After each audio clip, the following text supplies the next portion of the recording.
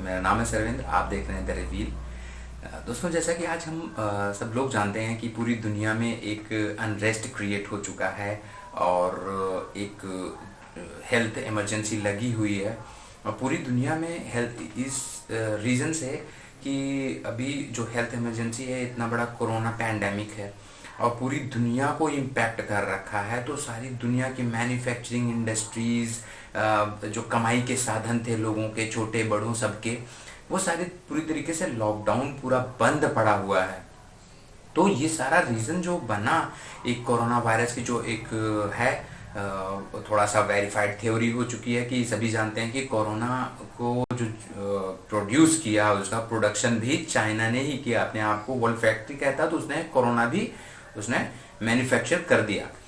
तो अभी जो पूरी दुनिया में एक एग्जिट चाइना कैंपेन चल रहा है, जिसमें जापान है, यूएसए है, यूरोप के बड़ी कंट्रीज़ हैं, G7 है ही है जो यूरोप के और यूएसए से मिल करके, और एशिया के जापान भी है उसमें। तो इस तरीके से मिल करके पूरी कंट्रीज़ में जो एक डिससेटिस्फैक्शन है चाइना को लेकर के, और जो एक एंगर है, और वो उसके कारण से उनकी कंपनियां जो चाइना में थी मैन्युफैक्चरिंग, अकेले जापान की कंपनी जो 2500 से ज़्यादा कंपनियां वहाँ पे ऑपरेट करती हैं चाइना में, वो हैं उसमें से 36%, जापान के खुद का ये डेटा है कि 36% 2020 में ही एग्जिट कर जाना चाहती हैं। वो खुद से बोल रही हैं। जापान ने उसके लिए 2.2 बिलियन का एक बना दिया है, अपना फंड भी बना दिया है कि आप लोग निकलो, कोई दिक्कत नहीं, दुनिया में कहीं पे भी जाओ, चाइना में नहीं रहना। उसी तरीके से ग्रेजुअली वो सारा कुछ कर रहे हैं। वैसे ही अमेरिका भी है,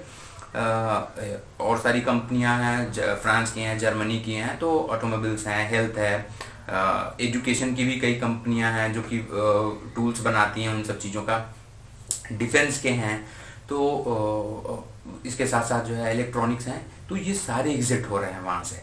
तो अभी एक सारा सिनेरियो, जो तरह तरह की कंपनियां जो सर्विसेज जो करती हैं, कि सर्वेज करती हैं, उन कंपनियों की अगर हम बात करते हैं तो उसमें देखेंगे कि हम मोडी है, फिथ है, क्रिसिल है, आरबीआई, आईएमएफ, यूबीएस, नोरा, ये सारे रिसर्च एजेंसीज हैं। तो इनकी रिपोर्ट आई है कुछ की इंडिया के फेवर में, मोस्टली तो इंडिया के फेवर में ही है, कि जो कंपनियां निकल रही हैं वहां से, चाइना से, उनका प्रिफरेबल 60 to 70% उनका प्रेफरेंस है वो सिर्फ इंडिया है।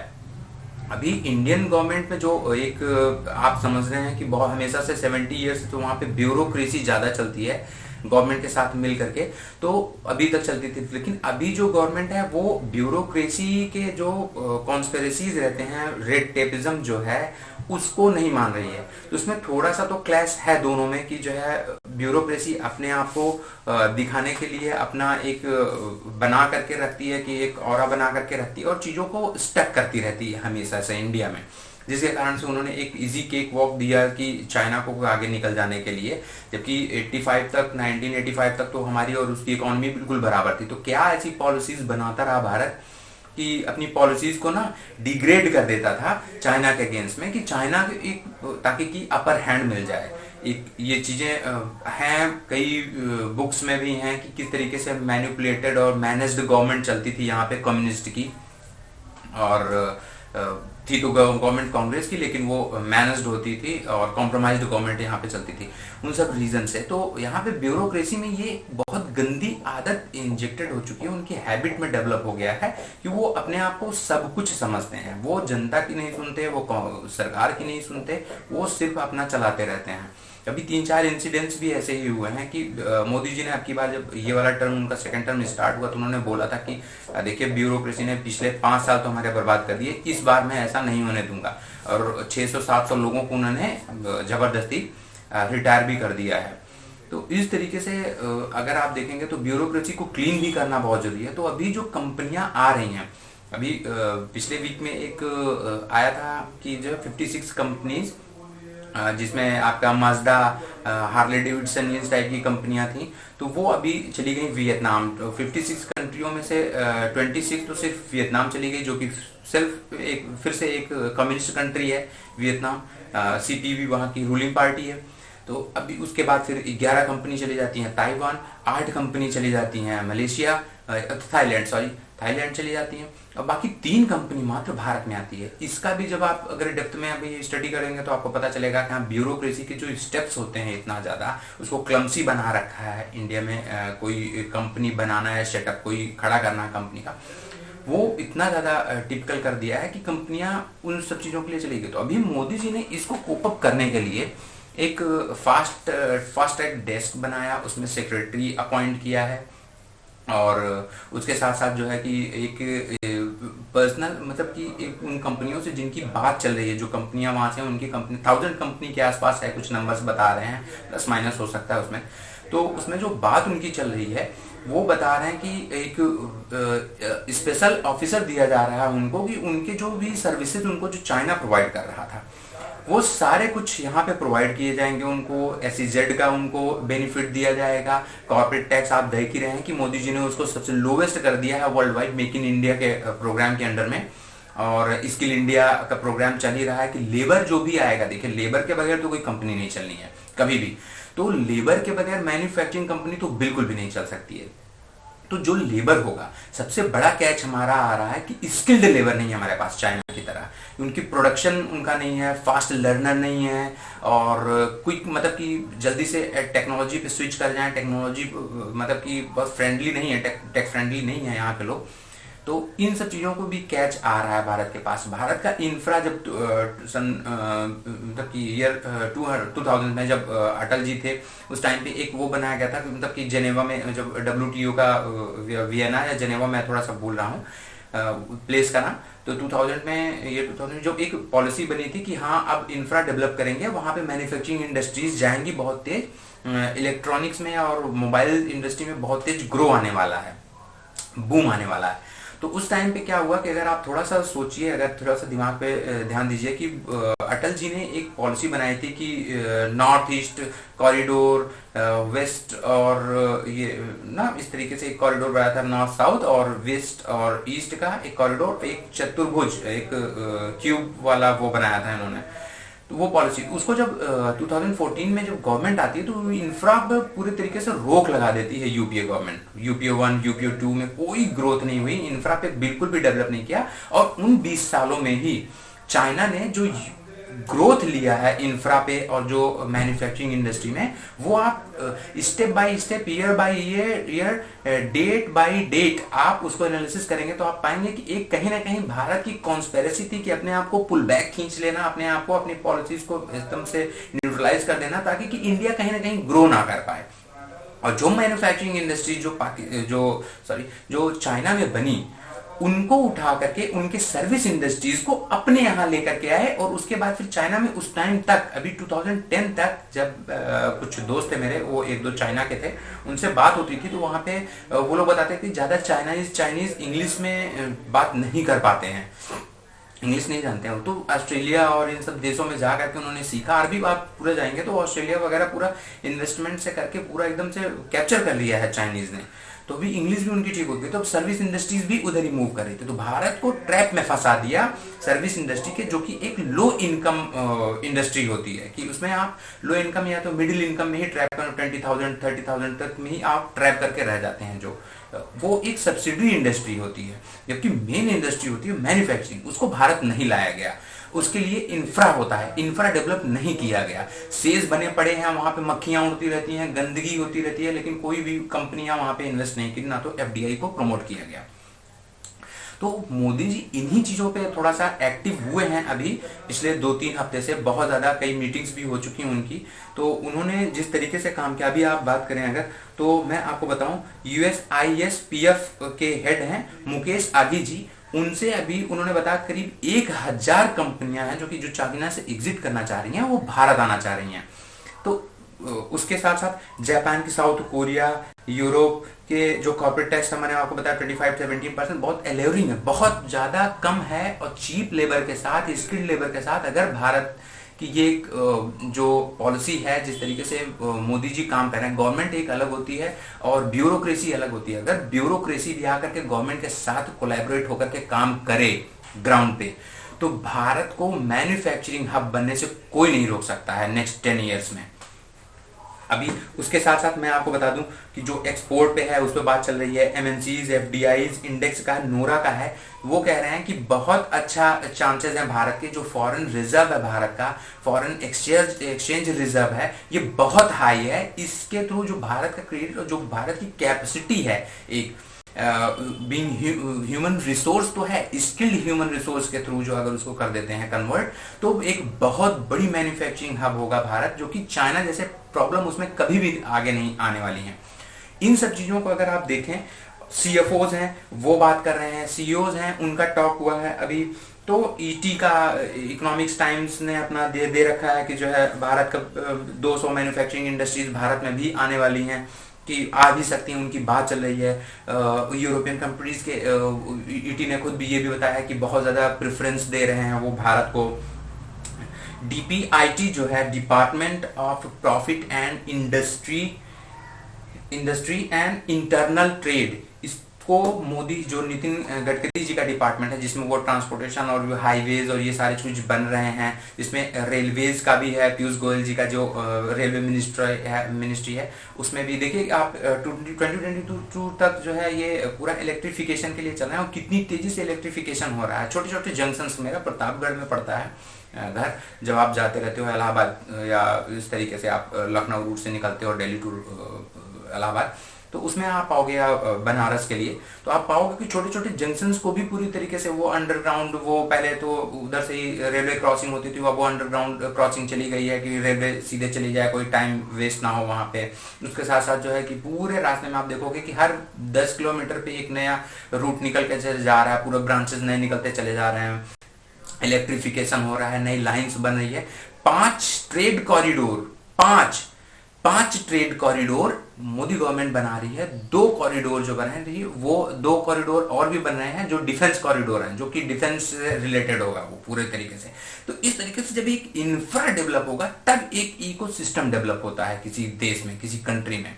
मैन्युफैक्चरिंग के लिए छोटा सा हब बना करके उसमें कमरे में बैठ गए 4 सिस्टम रख करके नहीं होता है। मैन्युफैक्चरिंग का पूरा एक इंफ्रा डेवलप करना होता है, रोड होती है, से स्पेशल लैंड होता है, लैंड एक्वायर का होता है, लेबर बनते हैं उसमें, लेबर स्किल्ड लेबर होते हैं, उसमें टेक्नोलॉजी होती है, उसमें पावर होता है, उसमें रॉ मटेरियल होता है, उसमें मार्केट होता है, उसमें एक्सपोर्ट होता है, उसमें एफडीआई होता है, उसमें बहुत सारी चीजें होती हैं, जिसको लेकर तब मैन्युफैक्चरिंग हब बनता है।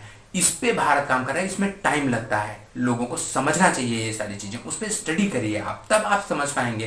कभी भी कोई कंट्री जब किसी पुराने ट्रैक से या कहीं पे गांव भी में भी आप अगर रोड तोड़ते हो, तो उसको बनने में टाइम लगता है। जो लोग चिल्लाने लगते हैं कि अरे नहीं, फिर तो उस रोड से आना जाना बंद हो जाता है, दूध वाले कमाते हैं, तो जीडीपी वो डाउन हो जाती है। जीडीपी ही सिर्फ एकमात्र इंडेक्स नहीं है जिससे कि आप एक तरीके से आप जो ग्रोथ नेशन की करते हैं वो नहीं होता है। उसमें होता है फिजिकल डेफिसिट होता है आपका, उसमें आपका एनएनपी होता है, उस पर एनपीआई होता है, उसमें जीडीपी होता है, उसमें जीएनपी होता है, उस पर एनएनपी होता है। तो इस तरीके से कई इंडेक्स होते हैं जिसको मिला करके सिर्फ एक पार्ट, उसमें एक चैप्टर, बुक एक चैप्टर की नहीं होती है, उसमें कई चैप्टर्स होते हैं, एक चैप्टर भी जीडीपी है। उसी तरीके से अगर इंडेक्स ऑफ ग्रोथ की बात करें, पर कैपिटा इनकम होता है, उसमें एक्सपोर्ट होता है, ये सारा कुछ मिला करके होता है, तब एक कंट्री का रियल ग्रोथ होती है। वो सारा आप स्टडी करते हैं तब पता चलता है कि भारत का क्या फॉरेन एक्सचेंज का रिजर्व कितना है, आपका कितना फॉरेन रिजर्व कितना है, ये सारा कुछ देखने के बाद तब डिसाइड होता है कि नहीं। लेकिन आपको पॉलिटिकली आपको 1-2 डेटा दे देते हैं कि जीडीपी डाउन है ना, इस तरीके से लोगों को उतना पता है नहीं। इकोनॉमिक्स एक महंगा एजुकेशन सिस्टम है कि उसमें थोड़ा सा खर्चा लगे, सब नहीं कर सकते हैं उसको, आई एग्री विद दिस। लेकिन हम लोगों के पास एक छोटा मोटा तरीका है कि हम लोग उसको जा करके बुक्स लेकर के थोड़ा सा स्टडी कर सकते हैं। और जो ये फेक नैरेटिव जो हमेशा मार्केट में फ्लोट कराया जाता है ना, ये जो पॉलिटिकल पार्टीज हैं, एंटी बीजेपी कम इंडिया और भारत, उसमें ये लोग भारत को सिर्फ लूप होल्स यानी उसके फॉल्ट लाइंस या रेड लाइंस उसको हमेशा दिखाते रहते हैं। भारत का कभी पॉजिटिव फेस आपको आने ही नहीं देते कि भारत में स्ट्रेंथ कितनी है, कितना ज्यादा अपॉर्चुनिटीज यहाँ पे क्रिएट की जा सकती हैं। अब देखिए, जैसे अब इतना सारा कुछ मैंने आपको बताया इंडस्ट्रियलाइजेशन के लिए, तो जो अभी है फॉक्सकॉम है, रिको है, नाइकी है, Johnson and Johnson, Sony, Apple, hyundai, POSCO already आ चुके हैं भारत में, ईटी, मतलब बहुत सारी कंपनियां, हार्ले डेविडसन, ये सारे बात कर रहे हैं भारत से आने के लिए। तो अभी जो चैलेंजेस आएगा, हम एक बार ना, ये सारे तो अपॉर्चुनिटीज हो गया, अभी इसमें चैलेंजेस क्या क्या आ सकते हैं। स्टेट गवर्नमेंट आएगी, जिस तरीके से अभी पूरा बुलेट ट्रेन का पूरा प्रोग्राम महाराष्ट्र में रोक दिया इन्होंने, लैंड नहीं लेने दे रहे हैं सेंट्रल गवर्नमेंट को। मोदी कहां से काम कर देंगे। लोग ये कहते हैं कि नहीं, मुद्दा यहाँ के सेंट्रल का और स्टेट गवर्नमेंट का मुद्दा अलग होता है। नहीं मेरे भाई, आपकी एक पूरी शरीर कंट्री है, ठीक है। आपकी उंगली में चोट आ गया तो इसका मतलब ये नहीं है कि आपके पूरे शरीर में अब कोई दिक्कत नहीं है, आप पूरी तरीके से फिट हो। यहाँ का मुद्दा अलग नहीं हो जाता। आपके लीवर आपका डैमेज करता है तो आपका सिर्फ लीवर का मैटर नहीं होता, आपके पूरे शरीर का मैटर होता है वो, ठीक है। आपकी बॉडी को अगर मैं हर्ट करूंगा तो सिर्फ आपके बॉडी को, एक पार्ट को नहीं हर्ट करता, पूरी बॉडी को हर्ट होता है उससे, ठीक है। तो अलग मुद्दा कुछ नहीं होता। ये 2014 के पहले भी आपने कभी सुना था कि स्टेट गवर्नमेंट का पॉलिसीज अलग हैं और मुद्दे अलग हैं और सेंट्रल गवर्नमेंट के मुद्दे, ये सब कुछ नहीं था। जब इन्होंने देखा कि मोदी को ही सब लोग दिए जा रहे हैं वोट, मोदी गवर्नमेंट बार बार आ रही है, तो इन्होंने एक काउंटर, एक इंजेक्शन निकाला, उसका एंटीडोट निकाला कि अब सेंट्रल को और स्टेट को ही अलग कर दो, उनके मुद्दों को दिखा दो लोगों को, तो लोग उस पे जाने लगे। स्टेट गवर्नमेंट वहां, जब तक आपकी सेंट्रल और स्टेट गवर्नमेंट सेम नहीं होगी, एक प्लेटफॉर्म पे बात नहीं करेंगे, ग्रोथ की बात नहीं होगी, तब तक डेवलपमेंट नहीं होता है। हाफ चीजें होती हैं। 3 तरीके की सूचियां हैं, 3 तरीके के इंडेक्स हैं भारत में। एक सेंट्रल गवर्नमेंट की जो है, एक स्टेट गवर्नमेंट होता है, और एक जो है जिसको समवर्ती बोलते हैं ना, उसको मैं हिंदी में ही आपको बता रहा हूं, समवर्ती, ठीक है। वो सूची होती है जिसको बोलते हैं। इन लिस्ट में 3 लिस्ट हैं, इसमें क्या मैंने आपको बता दिया पहले ही। तो समवर्ती सूची, जो दोनों स्टेट गवर्नमेंट और ये मिला करके दोनों बात करते हैं, पॉलिसीज मेक करते हैं। तो जब तक पॉलिसी, सेंट्रल गवर्नमेंट की पॉलिसी जो बहुत बड़ी है, जो सोच रही है कि यहाँ पे ग्रोथ हो, मैन्युफैक्चरिंग हब बने इंडिया, भारत, और यहाँ के लोग स्किल्ड हों, इन सब चीज़ों पे स्टेट गवर्नमेंट जो दूसरे पार्टीज के हैं, जो एंटी बीजेपी हैं आइडियोलॉजी में, वो नहीं चाहते कि इस तरीके से वहां पे इन्वेस्टमेंट हो। या मोदी का जैसे अभी छोटे मोटे काम भी होते हैं तो वो स्टेट गवर्नमेंट का अगर पॉलिसी होती हो तो उसको स्टक कर देता है वहां पे, वो लैंड नहीं देगा, वो परमिशन नहीं देगा, वो 4 साल तक लटका देता है उसको। इस तरीके से आपका खर्चा बढ़ रहा है। आपको समझदार सही में होना पड़ेगा, ना कि जब आपको सिर्फ पॉलिटिशियंस बोलते हैं कि आप समझदार हो तब आप समझदार मत बनो। आप चीजों को पढ़ो, आप चीजों को स्टडी करो, आप चीजों को समझने की कोशिश करो कि आपके लिए क्या बेटर है। सिर्फ फ्रीबीज बनने से आपका कुछ नहीं होने वाला, देश का कुछ नहीं होगा। धीरे धीरे सिस्टम कोलैप्स होता जाएगा।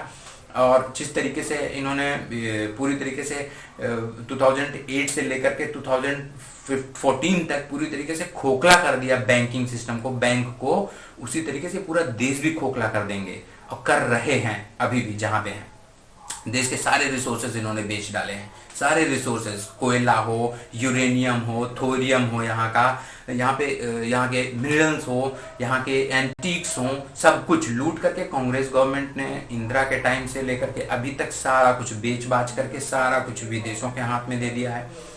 अभी जब मोदी जी उसको ठीक करने की कोशिश कर रहे हैं तो र्यूमर फैला दिया जाता है। अभी भी रिसेंट कल या परसों का है कि ट्रेन चली और उसमें बता दिया कि 85% वो कांग्रेस देगी, जबकि 85% ऑलरेडी जो था वो सेंट्रल, जो ट्रेन ने, रेलवे ने कुछ नहीं चलाया, उसने सीधे सीधे बोला स्टेट गवर्नमेंट क्या है, स्टेट गवर्नमेंट को चाहिए अपने बंदे, वो सेंट्रल को लिखे, सेंट्रल उसको अप्रूव किया, रेलवे ने अपनी ट्रेन से भेज दी। 85% ऑलरेडी उसमें एग्जेम्प्टेड सेंट्रल गवर्नमेंट ने दिया, 15% देना था स्टेट को, जिसमें से कि सिर्फ 3 स्टेट थे, राजस्थान, छत्तीसगढ़, महाराष्ट्र और इस तरीके के केरल, ये सब लोगों ने मजदूरों से पैसा लिया, इन्हीं जहां पे कांग्रेस है।